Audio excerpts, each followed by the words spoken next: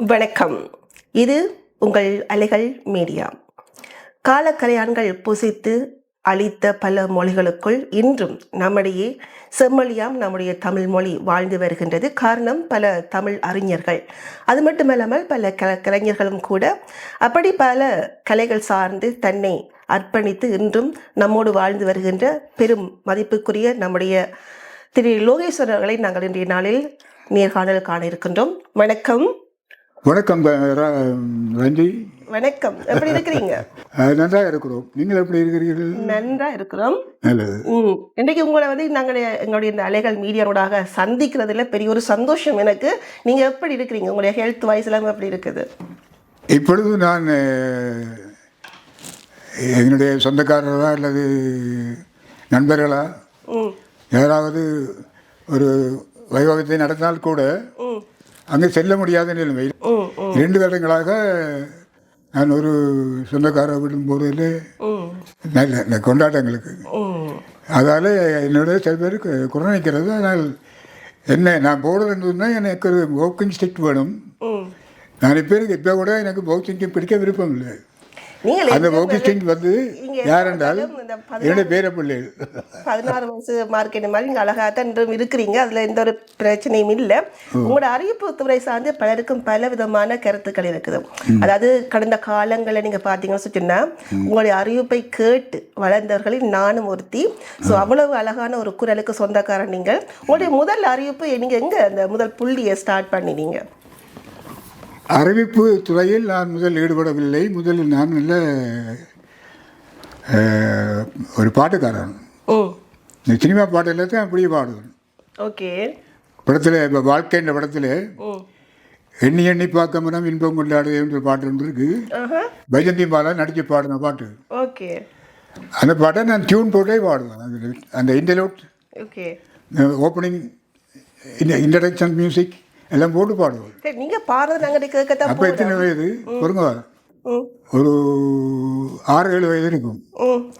காரணம் என்னென்றால் என்னுடைய அண்ணா வந்து அவர் வந்து அவருக்கு நண்பர்கள் கூட ஒரு இடம் இந்த முந்தைய இந்த கிராமஃபோன் அது இருக்கும். அந்த சுற்றி பாடுறாம ஒரு நாளைக்கு ஒரு கிராமஃபோன் கொண்டு வருவார். 2 பேர் பாக்ஸ் மாதிரி இந்த பேக் பட்டி மாதிரி எடுத்து சொல்கிறது இப்படி வித்து தூக்குறது இப்படி பெரிய கேபினெட் மாதிரி உண்டு, குழாய் போட்டது.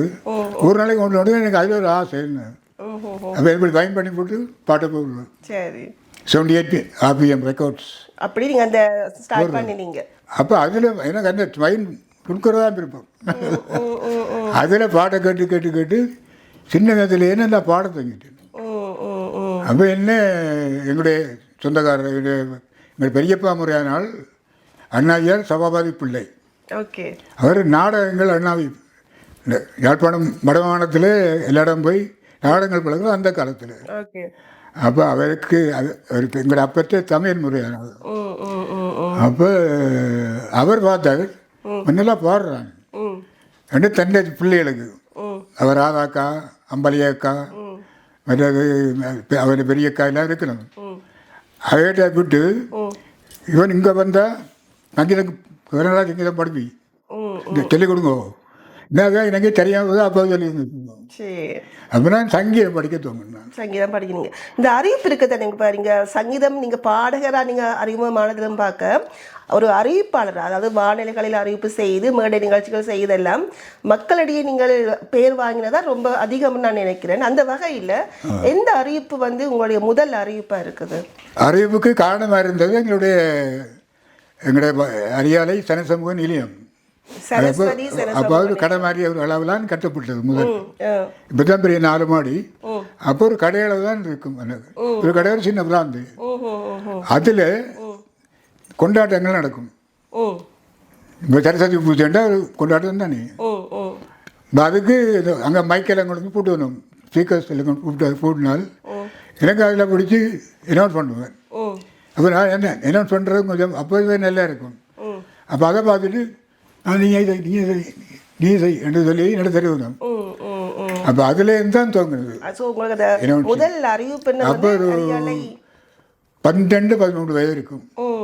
ஆனால் 10 வயதில் அந்த வாசிதாவில் வந்து இப்போ 75 பேர் உண்டாடி வந்துட்டு நான் நினைக்கிறேன் 2வது ஆண்டு விழாவுக்கு நாடகம் ஒன்று போடுவேன். நலதமயந்தி நாடகம். அந்த நாடகத்தில் நலமகாராஜன் மகன் நான் நாடகத்தில் அதுக்கு நடித்தேன் நான். அப்போ என்னுடைய அப்பாவுக்கு நடித்த பாலசுந்தரம்னு சொல்லி போஸ்ட் மாஸ்டர் இருந்தவர். அப்போ போஸ்ட் ஆஃபீஸர் ஒர்க் பண்ணுறார். அப்புறம் தான் போஸ்ட் மாஸ்டர் வந்தவர் கிளரிக்கல் சர்வீஸ். அப்போ அவர் தகப்பன் நலனுக்கு நடித்தது. அம்மாவுக்கு நடித்தது எந்த பெரிய பாடசன் சோவாதி பிள்ளை. அவற்ற மகன் சங்கீத பூஷணம் சானா பாலசிங்கம். அவர் பிறகு சங்கீத பூஷணம் பிறகு அவர் கலா பூஷணம் பட்டமெல்லாம் எடுத்தவர். அப்போ அவர் சங்கீதக்காரர். அப்போ அவர் என்னதார் இந்தியாவில் அண்ணாமலை யூனிவர்சிட்டிக்கு போய் படித்தவர். படிக்கல நான் பாடுறேன் தானே. அப்போ எங்கள் அன்னைக்கு கடிதம் படி சொன்னார், இவர் நல்லா சங்கீதம் படிப்பி நான் இங்கேருந்து விளக்கிடைக்க இவனுக்கு அப்ளிகேஷன் போகலாம் எடுத்துட்டு வரணுண்டு. அப்போ இன்னும் என்ன நல்ல இடத்த விட்டு படிப்பிச்சார். அதுக்காக பரமேஸ்வரா காலேஜில் போய் சேர்ந்தேன். என்றால் பரமேஸ்வரா காலேஜில் சண்முக மாஸ்டர் படிப்பிச்சார். அவர் சங்கீதம் என்ன இசைப்புலவர். இசைப்புலவர் சொல்லி அவருக்கு பெயர் எஃப்டால பெரிய ஆள் அவர் தான். அப்போ அவர்கிட்ட போனால் நான் நல்லா விடுதுன்னு என்னை கொண்டு அங்கே சேர்த்தாச்சு பரமேஸ்வராவில் சேர்த்து அங்கேயே அவர்கிட்ட படித்தேன். படித்து NBTA மியூசிக் எக்ஸாம் வந்தது. முதன் ப்ரொவின்ஸ் டீச்சர்ஸ் அசோசியேஷன் ப்ரோக்ராம் சங்கீத போட்டி வடமாகாணம் பூரா. அதில் இன்டர்ஸில் நான் தான் ஃபர்ஸ்ட் பாடி சங்கீத போட்டியில் பள்ளிக்கூடங்களுக்கு. அப்போ பிரின்சிபல் எனக்கு எல்லாம் தெரியாமல் இருப்போம். ஏன்னா பிரதா காலேஜில் ஒரு பெருமை நான் ஒரு தான் அந்த இந்தியத்தில் ஃபஸ்ட்டாக வந்தது. மற்றொரு தான் பெரியல சீனியர் சகையெல்லாம் பெரியல. அதில் என்னென்ன விருப்பம். அதில் அப்புறம் பள்ளிக்கூட நாடகங்களில் வெந்தொண்டன் முதல் போட்டது, 2வது போட்டது கலைஞர் பேரணி. அதாவது மாஸ்டர் தான் நடிக்கிறது. 2 பேர் தான் பாய்ஸ். நாங்கள் மாணவர்கள் 2 பேர். ஒரு பிள்ளை பொங்குடியில் இங்கே இருக்கிறவராக்கும் சில பையன் கொஞ்சம் பாடுவார். அவரை போட்டார். நான் பாடுவேன்ட்டு நான் ஒரு பொம்பளை அவர் ஒரு பொம்பளை. அப்படி பொம்பளை வயசும் அங்கேயே துவங்கியாச்சு பள்ளிக்கூடத்துலேயே.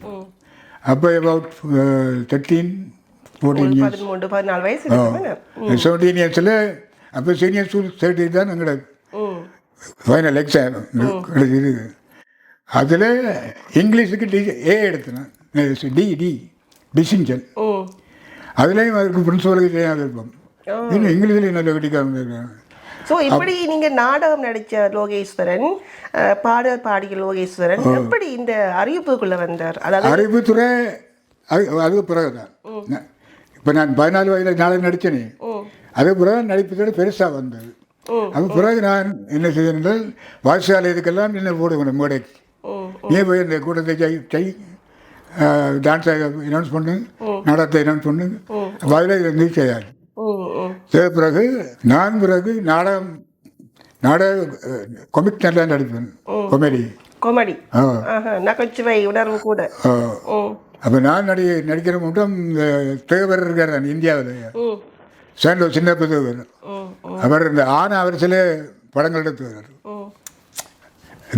தானா அவரசியில் தாக்கி பெண்டாராம், தாய்மகளை கட்டியதாலே தானாவிலே எல்லாம் வெற்றி படங்கள். அப்போ நான் நாடகம் போடுறது ஒரு 4-5 பேர் வச்சு கொமெடி நாடகம். அப்போ நான் போடுற முதல் நாடகம் அதில் வேலை இல்லை கொமெடி. அதில் நான் சிங்கள வந்து தான் படிப்பேன். வேலையாளர் நான் வந்து அந்த வீட்டுக்கார பொம்பளை பிள்ளை எல்லாம் பண்ணி கூட்டிகிட்டு போகணும்.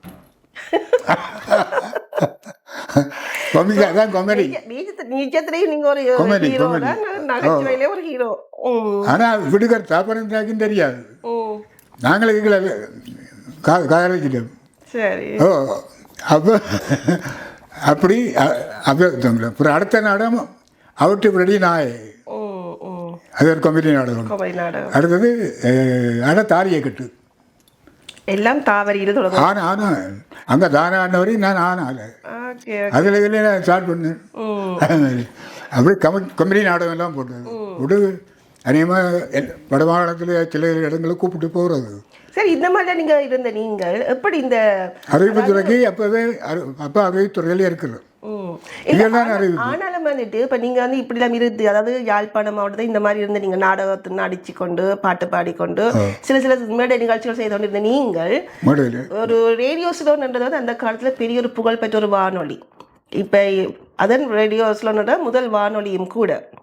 அந்த ரேடியோ ஸ்லோன் அந்த அறிவிப்பு துறைக்குள்ள நீங்கள் எப்படி போனீங்க? அந்த ரேடியோ ஸ்லோன் வானொலிக்குள்ள வானொலிக்குள்ள போனது ரேடியோ ஸ்லோனுக்குள்ள நீங்கள் எப்படி போனீங்க? என்ன மாதிரி போனீங்க? அது நிறைய இப்போ எனக்கு நான் திருமணமாகி 5 பிள்ளைகள் பிறகுதான் இலங்கை வானொலிக்கு போனான். அது மட்டும் ட்ரை பண்ணி கொண்டிருந்தேன். அநேகமாக இலங்கை வானொலியில் எடுபடுறாக்கள் கொழும்பில் இருக்கவனும் உண்டு. அது என்ன இருந்தாப்புல கூப்பிட்டு வேணும். வீடாக இருக்க கொழும்பில் இருக்க வேணும். அதுக்கு போய் வரதுக்கு இலகுவாக இருக்க வேணும். அப்போ நான் பிறகு என்னுடைய நண்பர் அட்ரஸை கொடுத்தேன். இதில் இடப்பட்டேன் கொழும்பு அட்ரஸ். எத்தனை வருஷம் நீங்கள் வந்து இந்த இலங்கை வானொலிக்குள்ளே நீங்கள் வேலை செய்ய வெளிக்கிட்டீங்க? அது 79ஆம் ஆண்டு. 1979ஆம் ஆண்டு. யார் உங்களை அங்கே உள்ளுக்கு கூட்டிகிட்டு போனாங்க? உங்களுக்கு அந்த ஒரு அந்த ஒரு அமைப்பை கொடுத்து கொடுக்க அங்கே ஜெகநாதன் வந்து டைப்பிஸ்டரால் வேலை செய்கிறார். அவர் எனக்கு ஃபோன் பண்ணார். இப்படி லோகேஷ் கடிதம் போட்டார், எடுக்க போகிறாங்க, நீங்களும் அப்ளை பண்ணுங்க. நான் பண்ணதான் எந்த ஒரு தேட்டர் சார் ஜெகநாதன். நான் இருந்ததாலோட அதுவும் வேறு சொந்தக்காரன் தான். அப்போ சரி என்ன அப்போ அவரால் அப்ளிகேஷன் போட்டேன். நான் போட்டது உடனே கால் பண்ணிட்டேன். பேர சொல்லி கால் பண்ணால் எங்களுக்கு 6 வாய்ஸ் டெஸ்ட். ஆனால் அதே 1 வருஷம் சென்று நான் போய் முதலாவது வாய்ஸ் டெஸ்ட் தான் எழுப்பணும். அங்கே இன்டர்வியூ கிடையாது. வேறு விதவாசியும் மதவாசியோடு தருவணும். அப்போ மர நேரத்தில் தருவணும். அதில் முஸ்லீம் பேரெல்லாம் கூட இருக்கும். முஸ்லீம் பேசி ப்ரொனவுன்ஸ் பண்ணுறதும் என் கஷ்டம். நம்முடைய பிஹெச் அப்துல் ஹமீத் கூட முஸ்லீம் தான். அவர் அந்த காலத்தில் அவர் தான் அந்த காலத்தில் புகழ்பெற்ற ஒரு அறிவிப்பாளராக இருந்தார். பிஹெச் முஸ்லீம் பேர்கள் வந்து கூட தருவன வேண்டாம். அந்த பேர்களை எப்படி உச்சரிக்கிறார் பார்ப்போம். யாழ்ப்பாணத்தால் தான் தெரியும் தானே. அப்போ எல்லாம் தர நான் எனக்கு தெரியும் தானே. ஆனால் அந்த ஒரு ஃபீலிங் இருக்குல்ல. நாங்கள் இப்போ மேடை நிகழ்ச்சி செய்கிறோம், பாட்டு பாடுறோம், நாடகம் நடிக்கிறோம். ஆனால் இப்போது வந்து ரேடியோக்குள்ளே வேலை செய்யணும்னு சொன்னா ஒரு ஃபீலிங் இருக்குங்க. ஒரு பயம் கிடந்த ஒரு சந்தோஷம். எனக்கு என்னென்னா எங்கள் கணவன் நான் மயில்வானத்தின் நான் வந்து மயில்வானத்தை தான் முதல் அறிஞ்சது. அப்துல் மைடெல்லாம் பிறகு தான் வந்தது. ரேடியோ சோனில் மயில்வானம் அவர் தான் முதல் 700 ரூபா எடுத்துவிட்டு வேலை செய்து நல்ல பேர் வாங்கினவர். எனக்கு மயில்வானுக்கு கேட்குற நடத்துன்னு கேட்குறது. அது விளம்பரம் எல்லாம் கேட்பேன். இந்த பிலிப் மிஸ்கோப் மெக்கின்சியாவுக்கு விளம்பரம் செய்கிறவர். அதில் முதல் பாட்டு வரும், பைத்து வேலை வந்திருக்கு அண்டு அதுக்கு மருந்து தான் அந்த மாதிரி ஒரு பாட்டு. அது உடனே இதில் போய் சொல்லும். அதெல்லாம் கேட்பார். நல்லா இருக்கும். அப்போ அதோட இனிமேல் இந்தியாவில் இந்த நடிகர் வந்து அவர் தான் பேட்டி ஆனவர். சுவாஜி வீட்டில் மயில்வானத்துக்கு ஒரு அறை இருக்கான் போய் தங்குறதுக்கு. எனக்கு ஒரு அரேஞ்சன். அந்த ஆசை கனகால தான் இருந்தது. சின்ன பிள்ளையிலே துவங்கிட்டு அதில் ஒரு கார் ரேடியோ சொன்ன போதான் போகணும். ஆனால் இந்த ஊரில் கோஷ்டியில் வந்து கோஷ்டியில் போயிட்டு இந்த மேடையின ஒன்றையும் கோஷ்டிலாம் கூடுதலாக நான் படி வச்சது. ஒரு பாட்டை தொகுத்து விளங்குறது பாட்டு. எந்த நிகழ்ச்சி உங்களோட ஃபர்ஸ்ட் நிகழ்ச்சி முதல் நீங்கள் என்ன நிகழ்ச்சி செய்யுங்க? முதல் நான் மண்டலேஸ்வரன் இசைக்குள்ள தான் தொடங்குறது. இல்லை ரேடியோ ஸ்லோனுக்குள்ள? ரேடியோ சவுண்டுக்குள்ளையா? ரேடியோ சவுண்டில் முதல் நிகழ்ச்சி முதல் இவங்களை எப்சர்வ் பண்ண விடுதணும். எப்சர்வை மோலி பார்த்துருக்கலாம். அவர் என்ன பண்ணுவார், நான் பார்த்துட்டு இருக்கணும். சத்தமிடம் இருக்கணும். சரி, எந்த நிகழ்ச்சி நீங்கள் தனியாக நடிப்பணும்? யாரோடைய முதல் நான் வந்தது அது திருத்தம் மேடம். அது ராஜேஸ்வரியோட சேர்த்து விடணும் ஆக்களோட. இப்போ ராஜேஸ்வரியோட சேர்த்து விட்டா சென்னை. எனக்கு தெரியாத விருப்பம். அவள் தான் ஆசைப்பட்டவ, அவளோட வேலை செய்கிறேன். அப்போ எனக்கு வந்திருக்க பாட்டு சொந்தக்காரங்க எனக்கு ரொம்ப பேருங்க. மதுரை முத்து இது கருணாநிதி மகன் முத்து பாடின பாட்டு. ஏதோ ஒரு படத்தை மறந்து போனேன். சொந்தக்காரங்க எனக்கு ரொம்ப பேரு, அந்த படம் தான் வருது. அவர் சொல்கிறார் ராஜேஸ்வரி, டே என்ன காய்ப்பா நல்ல பாட்டு வந்திருக்குன்னு. என்ன பாட்டு மாட்டேன் நீ போட்டு கேளு பாடு போகுது கேட்டாச்சு. ஆனால் பாட்டுக்கு அவள் தான் இதான் கம்பைல் பண்ணுற அவள் தான். இப்போ நான் என்ன சொன்னால் நான் தான் கம்பைல் பண்ணணும். அது மாதிரி அவன் ப்ரோக்ராம் தானே, அதுக்கு என்ன கூட்டின்னு விடுவோம் பேர் கொண்டு நான் போயிருந்தேன். அடுத்த பாட்டு என்ன தெரியுமா? வர வேண்டும் வாழ்க்கையில் வசந்தம், வர வேண்டும் வாழ்க்கையில் அப்படி 2 பாட்டு. அடுத்த பாட்டு என்ன அப்படியே அடுத்த பாட்டை பாடுறேன் என்னென்னா அது வர வேண்டும் வாழ்க்கையில் வசந்தம். அது எனக்கு ஒரு கடவுளால் தந்த ஒரு பரிசு. அப்படியே அநேகமாக யாழ்ப்பாணத்தில் கூட அனௌன்ஸ் பண்ணி ரேடியோ மேடவழியில் அனௌன்ஸ் பண்ணி நல்ல இது இருந்தது எனக்கு. அதெல்லாம் நான் கரியாக விடப்பட்டுட்டேன். அதோட யாருக்கும் கரியாக விட்டுட்டேன் என்ன. ஆனால் இப்போவுமே ரேடியோ ஸ்லோன்னு சொன்னால் எல்லாருக்கும் ரொம்ப பிடிச்ச ஒரு விஷயம் சொன்னால் காலையில் 7 மணிக்கு பொங்கும் பூங்குடல் ஒரு நிகழ்ச்சி. அதில் அது வந்து சீனியர்ஸு தான் கொடுப்பேன். அதில் ஒரு நாள் எனக்கு வந்து அங்கே ரேடியோ சவுண்டில் ராஜூர் சேனாதிபதி கனகரட்னம் சீனியர், அதாவது சீனியர் என்று தான் கூப்பிடுறது முதல் அனௌன்ஸ் ஆகும். அப்போ அவர் சிலாபத்தில் இருக்கிறவர், அவருக்கு இந்த ஏதோ சேனாதிபதியோ சம்பந்தமான ஒரு குடும்பமாக. அப்போ இந்த நிகழ்ச்சி நீங்கள் செய்திருக்கீங்க. இந்த பொங்கும் பொம்மலை செய்ய போகிறேன். அவர் வந்து இந்த மெல்லமாக கரைக்கிற இந்த ஆடம்பரமாக விஸ்வத்தியாக கரைக்கிறதான் பிடிக்காது. மெல்லமாக அவர் கரைக்கிட்டாலே கேட்காது. மைக்ரோஃபோன் இப்படி இருக்கும். அவர் இலங்கை ஒருவரை கூட்டுதாரும் தமிழ் செவியர்கள் வாய்தான் ஆடும் குரல் கேட்காது. ஆனால் அங்கெல்லாம் மிஸ்டர் தான் அங்கே அவன் இருப்பான் டெக்னீஷியன். அவங்க கூட்டி வச்சு மொழி மிக எங்களாயிரம் குறையில் இருந்தால் குறைப்பான். என்னை பேலன்ஸ் பண்ணணும். அப்போ அவரோட வந்துடுது எனக்கு பொங்கும் பொம்முதல். நான் தொலைஞ்சேன்னு யோசித்தேன். என்ன எல்லாத்தையும் படம் அப்படி பேட்டை கண்டு நீங்கள் அப்படி சொல்கிறேன், நீங்கள் இப்படி சொல்கிறேன். அப்போ நான் சரியன்னு போய் அரிக்கட்டி வாரியம் இல்லாமல் என்ன முடியும்னு தெரியல. உங்களுக்கு தெரியும் இந்த பொங்கும் பூங்குழல்ன்றது எனக்கு ரொம்ப பிடிச்ச ஒரு நிகழ்ச்சி. அந்த காலத்தில் ஏன்னா ஸ்கூலுக்கு நாங்கள் போகிற நேரத்தில் அந்த டியூன் போகும்போது தெரியும் மணி இத்தனை ஆச்சு, ஸ்கூலுக்கு டைம் ஆச்சுன்னு சொல்லி. ஆமாம், அதனால் அந்த பொங்கும் பூங்குழல் என்ற நிகழ்ச்சி வந்து ரொம்ப பிடிச்ச ஒரு நிகழ்ச்சி. எனக்கு மட்டும் இல்லை, நிறைய பேருக்கு ஒரு பிடிச்ச ஒரு நிகழ்ச்சி. காலையில் அதை கேட்டால் ஒரு சந்தோஷமாக இருக்கும். அது மட்டும் இல்லை, இப்போ நீங்கள் அறிவிப்புகளை வந்துட்டு இங்கே யார் யார் இல்லாமல் வந்து நீங்கள் அறிவிப்பு செய்திருக்கிறீங்க ரேடியோ ஸ்லோனுக்குள்ள? நீங்கள் ராஜேஷோட வேலை செய்திருக்கீங்க, வேறு யார் கூட எல்லாம் வேலை செய்திருக்கிறீங்க? எல்லாரும் எல்லாரோடையும் வந்து இந்த சீனியர் அனௌன்சர்ஸ் ராஜேஸ்வரி உண்டு, புனலோச்சரி புனலோச்சரி செய்திருக்கிறேன். இந்த புனலோச்சரி நரசிவம் என்னோட நல்ல விருப்பம். அவை வந்து ஒரு அரசாங்க விளம்பரத்தையே அவங்க கேட்டிருக்காங்க, ஒரு வித்தியாசமான குரலாக இருக்கணும்ட்டு. அது வந்து இன்னும் தான் பிடிச்சணும். அரசாங்க விளம்பரம் முதலாக இந்த போன ஆக்களுக்கு புதுக்க போன விடியலுக்கு நான் தான் செய்தது. அது எனக்கு ஒரு அதான் அந்த சான்ஸ் அதை தான் தந்தது. நடராட்சத்தையும் மறக்கையா. இப்போ சில நேரத்தில் வந்துட்டு உங்களோட அந்த நிகழ்ச்சியில் வந்து கதைப்பாங்க தானே, உங்களோட ஃபோன் பண்ணி கதைப்பாங்க, இல்லாட்டி லெட்டர். அந்த காலத்தில் மோஸ்ட் லெட்டர் தான் எழுதியிருப்பாங்க இல்லையா, நேயர்கள் விருப்பம்னு சொல்லலாம். ஃபோனில் கேட்க மாட்டாங்க, போஸ்ட் கார்டு தான் போடுவோம். போஸ்ட் கார்டு தான் போகிறது. அப்படி உங்களுக்கு எந்த தெரிஞ்ச ஒரு நேயர்கிட்ட பேர் சொல்லுங்க பார்ப்போம். எந்த நேரோட பேர் உங்களுக்கு நல்ல ஞாபகம் இருக்கம்மா? கூடுதலாக வர்றது இல்லை மலையகத்திலேருந்து தான் பெறும். மலையத்தில் கூட ஆக்கள் இருக்கிறாங்க. ஆனால் மலையத்துக்கு நான் முதலும் போயிருக்கேன் தானே. பெரிய தோண்டுக்கு விரைக்கு முதலும் இந்த குரூப் போடுவோம் நான் கண்ணங்குஷ்டி அருணாகுஷ்டியோட அங்கே போகிறேன். அதை என்ன தெரிஞ்ச இடத்துல அங்கே உடனே எனக்கு தான் எழுதுவேன் மலையத்திலிருந்து. பொம்பளை பிள்ளைகள் ஆம்பளை பிள்ளைகள் பேரைகள் விரும்பி கேட்கறது. இப்போ நீங்கள் வேலை செய்கிறீங்க 1979ஆம் ஆண்டு நீங்கள் ஸ்டார்ட் பண்ணினீங்க ரேடியோ ஸ்லோனில் வேலை செய்கிறதுக்கு. அதில் இருந்து 1983ஆம் ஆண்டு நீங்கள் அதை விட்டு வெளியேறினீங்களே, நீங்கள் ஃபீல் பண்ணியிருக்கீங்களா அதை விட்டுட்டு வெளியே வந்துட்டோமே, ரேடியோ ஸ்லோனுக்கு போக முடியல திருப்பன்னு சொல்லி அப்படி ஒரு விஷயம்? அப்படி கவலைப்படையில என்னென்னாலம்மா, நான் நம்ம ரேடியோ ஸ்லோன் எடுபடைக்குள்ளே 5 பிள்ளைகளுக்கு தகப்பன்.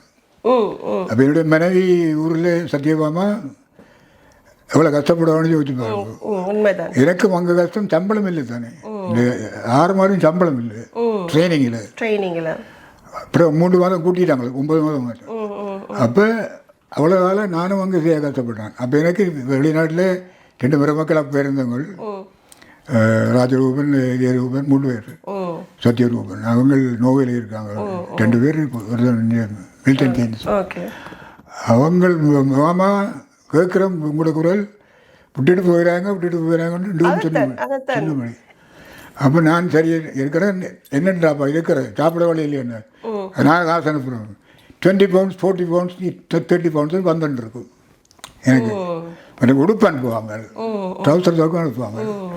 மற்றது அப்போ இன்னும் ரேடியேஷன்லேயே அடைந்தது அந்த எங்களை பெரிய கேப்பா என்ன லோகி சொல்ல ரொம்ப ஒரே வாசனம் பபியும் கூட வரும். ஓ அந்த அது அது ஒரு பெருமை தானே. ரேடியோ சொல்ல இருந்து வேலை செய்கிறது வந்து பெரிய ஒரு பெருமையான விஷயம். என்னண்டப்பா மக்கள் அங்கேயும் சொல்ல வருது அப்படி இப்படி ஒன்று எனக்கு அந்த ப்ரூட் அப்போ ப்ரூட் நல்ல வாசம் சங்கிலி போட்டு போத்துருக்கு. அப்போ ப்ரூட் அப்போ நல்லா தான் இப்போ தெரியல. அப்போ நான் ஏற்கனவே யாழ்ப்பாணத்திலேயே ஒரு புகையும் காதலன் ஜப்னாகிரே அப்படித்தான். அப்போ அந்த அருந்ததிக்கும் யாரப்பா நமக்கு பொஃபியும் தொடக்கம் எடுப்பேன் அண்டுட்டு பிறகு நான் ஒரு 7-8 பேர் டைப்பி சிரிப்பாளர் அப்படியே அருந்ததி அங்கே இருக்கும். நான் நிறைய திறந்துட்டு போவேன் ஏய் மிஸ்டர் ப்ரூட் வாரார் ரெண்டு என்ன அந்த பொஃபியும் அங்கே அடிக்க மனம் அப்படியே அவங்கள என்ன பார்த்தவங்கள அதை நான் இன்றைக்கும் மறக்க மாட்டேன். அப்போ அவங்களும் சொன்னாங்க நான் வைஃபுக்கும் ஃபோன் அப்போ ஃபோன் அடிக்கல தானே எங்களுக்கு ரேடியேஷன் போனான்னு எடுத்து காய்க்கணும். போய் எடுத்து தருவனும் அங்கே எடுத்து காய்ச்சா மனித கேட்பேன். மனித சொல்லுவேன் போஸ்டரில் வந்த நெல் ரெண்டு ஒரு கடிதம் போடுவேன். அந்த போஸ்டர்லேருந்து அவங்க வைக்கலாம். இது எங்களோட ஃபோனாக இருக்குது இல்லையா. அப்போ நான் போய் அந்த நாளை காய் பண்ணதான் அந்த நாள் நிற்க நான் போவேன். போய் எடுத்து கதைக்க சொல்லுவேன் விட்டுட்டு தர போகிறேன் ஏலா கிடையாது ஏன்னா சம்பளம் காணாம. அப்போ என்ன நான் இந்த பிள்ளைகளை எப்படியும் பார்ப்பேன். எங்களுக்கு முடியல வேலையை விட்டு வந்துடுறாங்க. உங்களோட வெற்றிக்கு பின்னாடி உங்களோட வைஃப் இல்லாட்டி நான் விட்டுட்டு போயிருப்பேன். சரி, இப்போ நீங்கள் இந்த அது நம்ம பழநெடுமாறன் அவர்களை சந்திச்சினீங்கல்ல, என்னத்துக்காக நீங்கள் அவரை சந்திச்சிங்க? பழநெடுமாறன், இந்தியாவில் இருக்கிற பழநெடுமாறன் ஐயா, அவரை நீங்கள் சந்திச்சிருக்கீங்கல்ல? அவர் அண்டை தான் ஃபர்ஸ்ட் டைம் நீங்கள் அப்போ தான் சந்திக்கிறீங்க. 10வது ஆண்டு ஐபிசி தமிழ் 10வது எனக்கு பொன்னாடை போத்தினார் சீனியர் அனௌன்சர் தான் எனக்கு ஐபிசியில் எனக்கு உடனே பொன்னாடை அவர் போத்தது. அது வாழ்க்கையில் மறக்கல. ஆனால் உங்களை பற்றி சில என்ன சொல்ல ஒரு கட்டுரையாக இருக்கட்டும், உங்களை பற்றி ஒரு சில ஒரு சில விவரங்கள் பேப்பரெல்லாம் நான் வந்து பார்த்துருக்குறேன். ஐ திங்க் கனடாவில் யாரும் போடுறது நானாக போடுறது இல்லை. அது ஒன்று என்னட்ட போட்டி எடுத்தது அது கனடா பேப்பர். ஆமாம், என்ன பேப்பர் என்ன பேப்பர் தாய் வீடு. அதெல்லாம் நீர்வளம்பில் போய் நின்றேன். நம்ம அந்த வருஷம் போகிறோம் தானே. வைஃபை சோமாலே கேட்க போவேன், சும்மா கேட்க போகிறது வருஷம் எடுத்தும் போயிடுவேன். இங்கே லண்டனில் இருக்கிறது போயிடுவேன். போய் அவரோட நீ கேட்க ஃபோன் வந்தது அங்கே கனடாவில் இருந்து இப்படி ஐயா உங்களோட கட்டு ஒன்று நாங்கள் பேப்பரில் போட இருக்கிறோம், போட்டி ஒன்று எடுக்க போகிறோம். இல்லை ஃபோனில் போட்டியாண்டு ஒரு கொஞ்சம் கதைங்க பரவாயில்லையாண்டு கதைக்க நான் சொன்னதை அப்படியே பேப்பரில் போட்டு உங்களுக்கு நான் அனுப்பியிருப்பேன் நினைக்கிறேன். என்ன விருதுகளை நீங்கள் வாங்கியிருக்கிறீங்க? விருதுகள் ரெண்டு பெருசாக இல்லை, அறிவிப்பு சார்ந்து மட்டுமே. ஆனால் சாதனையாளர் இருந்த விருது தான் இப்போ 2 வாங்கியாச்சு. 2 தரம் வாங்கிங்க. போன வருஷம் கூட உங்களுக்கு ஒரு விருது கிடைச்சது இல்லை? வாழ்நாள் ஐபிசி முதல் தந்துட்டுது. இப்போ வளர்ந்து வர அறிவிப்பாளரை பற்றி நீங்கள் என்ன நினைக்கிறீங்க? இப்போது நானும் தான் கொஞ்சம் வளர்ந்து வர ஒரு அறிவிப்பாளர், அதாவது படிநிலையிலேருந்து ஒன்றொன்றா தாண்டி வந்துட்டு இருக்கிறேன். இப்போ எங்களுக்கு என்ன சொல்லி ஒரு அறிவிப்பு துறை சார்ந்த ஒரு அறிவுறுத்தல்னு சொல்லி நீங்கள் என்ன அறிவுரை தருவீங்க? தமிழ் உச்சரிப்பு முதல் வேணும். இப்படியெல்லாம் கதைக்கிறாது. மைக்கு முன்னால் போனால் தன் வரல வரும் எனக்கு அறுத்துருந்து நீங்கள் ஓகே. எங்களுக்கு அதைத்தான் பழகணும், தமிழ் உச்சரிப்பாக பழகணும். நல்ல தேர்ச்சி விட்டு அறிவிப்பாளர்னா நீங்கள் ஒரு தேர்ச்சி விட்டு அறிவிப்பாளர்கிட்ட கேட்குறதா நல்லது. இப்படி என்னட்டு வந்தால் நான் உங்களுக்கு சொல்லி தருவேன். இப்போ நிறைய பேர் வந்து அறிவிப்பு செய்ய வந்துட்டு தமிழில் இருக்கக்கூடிய வசனங்கள் வார்த்தைகள் தெரியாமல் கதை கேட்கல, அதை நீங்கள் உங்களுக்கு கோபமாக இருக்கிறது இல்லையா? சில வேளையில் கோபமாக இருக்கிறதா? சில பேர் இந்த யூடியூப்பர் சில பேர் தலையங்க போடுறாங்க கோயில்களுக்கு. கோயில் கதவை உடைத்து கொண்டு யானை உள்ளே போந்தது. யானை வந்து உள்ளே போகுது. அது யானை இந்தியாவிலேருந்து மலைநாட்டிலேருந்து எடுக்கிறாங்க யானை சாமிக்குண்டு. இவங்க அந்த யூடியூப்காரர் போடுறது அந்த தலையத்தை போடுறதுன்னா அதை பார்த்துட்டு தன்னை யூடியூப்புக்கு ஆக்கள் கூடட்டு உண்டு. மடவே இல்லை, கோயிலுக்கு அப்படிலாம் போடலாமா. பிறகு சப்பரம் அசையாமல் நின்றது அப்படியே அவுட்டோர சப்பரம் அசையாமல் நின்றது ரெண்டு வரி போடுவாங்க. அப்படி போடக்கூடாது, அது கோயிலுக்கு ஏற்ற மாதிரி பசங்களை போடுங்க. அடுத்தது வேறு என்ன இடங்கள்? அதான் இப்போ தமிழ் வார்த்தைகளை பெருசாக அவங்க பாவிக்காமல் அது வந்து அங்கே இங்கே கொஞ்சம் கட் பண்ணி எடுத்துட்டு இல்லாட்டி பண்ணால் ஆங்கில வார்த்தைகள் இங்கிலீஷ் கலந்து பேசும்போது அது உங்களுக்கு எப்படிப்பட்ட ஒரு தாக்கத்தை கொடுக்கும்? ஏன்னா நீங்கள் எல்லாம் வந்து அந்த தமிழை மட்டுமே வானொலிகளில் பேசினாங்க. சில பேர்த்தையே வாய்ச்சிருக்க கோமா இருக்க நாங்கள் அதுக்கு ஏதாவது ஒரு இது குறிப்பிடுதுனால் அவங்க பிறகு என்ன பெரிய ஆளோ யூடியூப் இல்லை, அது நீங்களாம் வந்து முன்னணி அறிவிப்பாளர்கள், நீங்களாம் வந்து கடந்த காலத்தில் எவ்வளோ விடைகளை கடந்து வந்த ஆட்கள்லாம் என்ன சொல்கிறது, பெரிய ஒரு எக்ஸ்பீரியன்ஸ் உங்களுக்கு இருக்குது, அனுபவங்கள் என்னது வந்து எக்கச்சக்கமாக இருக்குது. அப்படி இருக்குது. அப்படி இருந்து எனக்கு தெரிஞ்சாக்கள் இருக்குது. டென்மார்க்கில் 2 பேர் இருக்கணும், ஃப்ரான்ஸில் ஒரு ஆள் இருக்கிறார். வேலையெல்லாம் செய்தால் நான் ஃபோன் எடுத்து சொல்லுவேன். இந்த ஃபோன் இப்போ தான் மொபைல் தானே, இப்படி அதை சொல்லாத, இனிமேல் இன்னொரு பாவிக்காத, அந்த வசனத்தை பாவிக்காத என்று சொல்லிக் கொடுப்பேன். அது தெரிஞ்ச அளவுக்கு திருத்துவேன். இப்போ அந்தந்த தொழிலில் இருக்கிறவன் அந்த தொழில் நல்லா வரணும். இப்போ அந்த காலத்து இந்த அறிவிப்பு துறைக்கும் வானொலிகளுக்கும் இப்போ இருக்கிற வானொலிகளுக்கும் வந்து பெரிய ஒரு வித்தியாசம் இருக்குன்னு நினைக்கிறீங்களா? இப்போ இலங்கை வானொலியிலே வித்தியாசம் இருக்கு நிறைய. அப்போ இருந்த நாங்கள் இருக்க இருந்தது ஒரு பெரிய பொற்காலம். ஏன்னா எல்லாம் பெரிய பெரிய திறமான தமிழ் அறிஞர்கள். அதே வாயால் வர கேட்க ஆசையாக கேட்டுருப்போம். அதை கொப்பி பண்ணி நாங்கள் செய்வோம். அது மாதிரி நானும் யாழ்ப்பாணத்தில் கணக்க யோன்சர் இருக்கிறோம். எங்களோட ஊரில் நான் யோன்சரை ஆசைப்பட்டது தோழர் உதயநயனன்னு சொல்லி யாழ்ப்பாணத்தை அரியாலையால் தான். அவர் தோட்ட தொழிலாளர் யூனியன் அந்த யூனியன் செக்ரட்டரியாக இருந்தவர் வெளிநாட்டில். அவர் வியாபாரத்தை அப்புறம் வந்திருந்தவர். கையாலையார் அரியாலையால் தான். அவரை பார்த்து தான் இந்த என்னோட பொண்ணை நான் ஆசைப்பட்டது. ஏன்னா தமிழை பிடிக்கும். அது அலிபாபாவும் 40 திருடர்களுக்கும் படத்துக்கு நோட் பண்ணி கொண்டு போகிறார். கேட்க ஆசையாக இருந்தது எனக்கு. அலிபாபாவும் 40 திருடர்களும் இந்த சொல்ல அப்படியே வந்தது. நான் சொல்ல தரது பார்த்தீங்களா, அப்படி சில கஷ்டமான வசனங்களை சுலபமாக சொல்ல பழகி சொன்னால் எல்லாரும் தமிழாக்களுக்கு வைப்பணும். ஆனால் இப்போ காலம் மாறி போச்சு. இப்போ கொமெடியாக நோட் பண்ணுறதும் விரும்புகிறாங்க. இவ்வளோ நேரம் எங்களோட நீங்கள் கதைச்சிருக்கீங்க, ரொம்ப விஷயங்களை எங்களை வந்து பகிர்ந்து இருக்கிறீங்க. எங்களோட நேர்களுக்கு நீங்கள் என்ன அறிவுறுத்தல் சொல்ல போகிறீங்க? அதாவது உங்களை பற்றி பார்க்கக்கூடிய நம்முடைய அலைகள் மீடியாவுடைய நேர்களுக்கு என்ன சொல்ல போகிறீங்க? நேர்களுக்கு என்ன, அந்தந்த துறையில் இப்போ கலைத்துறையில் நாடகம் பண்ணுறாங்க. இந்தியாவில் எல்லாம் சிவாஜி கணேசனை பார்த்தா மற்றவங்கள் நடிக்க பழகணும். அது மாதிரி யார் சீனியரோ அவரை பின்பற்றுங்க. அதில் அவரும் இல்லை. அவரோட கேளுங்க, குறை இருந்தால் கேளுங்க, சொல்லி தருவணும். நன்றி. வருகின்ற 7ஆம் தேதி நம்முடைய அறிவிப்பாளர் லோகேஸ்வரனுடைய 86வது பிறந்த தினம். ஸோ அலைகள் சார்பாக நாங்களும் உங்களுக்கு அந்த பிறந்தநாள் நாள் வாழ்த்துக்களை தெரிவித்துக் கொள்கின்றோம். உங்கள் கருத்துக்களுக்கும் உங்களுடைய அந்த அனுபவமான வார்த்தைகளுக்கும் ரொம்ப ரொம்ப நன்றி. உங்களுக்கும் என்னுடைய